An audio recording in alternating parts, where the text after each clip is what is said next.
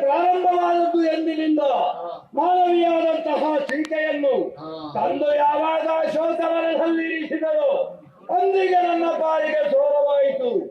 ಯುದ್ಧಕ್ಕಾಗಿ ಅನೇಕರನ್ನು ಕಳುಹಿಸಿದೆ.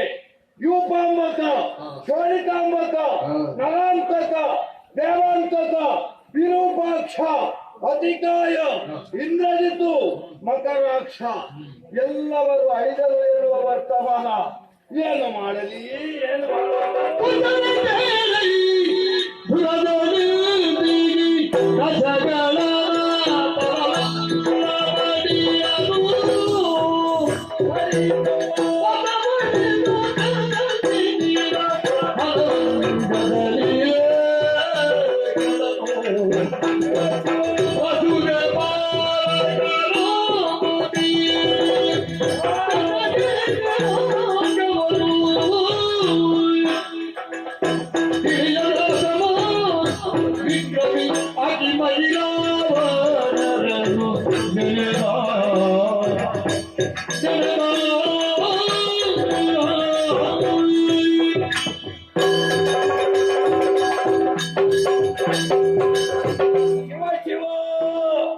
ಏನಾಗಿ ಹೋಯಿತು?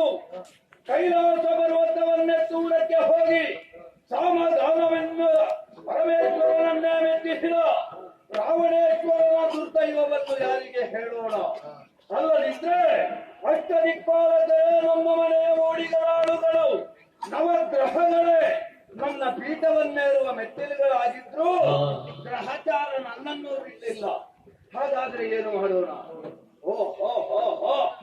ಇರುವಂತಹ ದಾರಿ ಒಂದೇ. ನನಗಿಬ್ಬರು ಮಿತ್ರರಿದ್ದಾರೆ.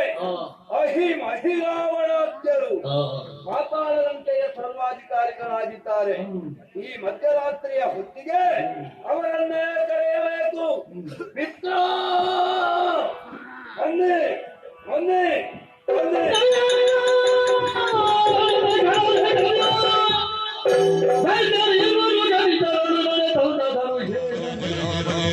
Jai Jai Rama, Jai Jai Rama.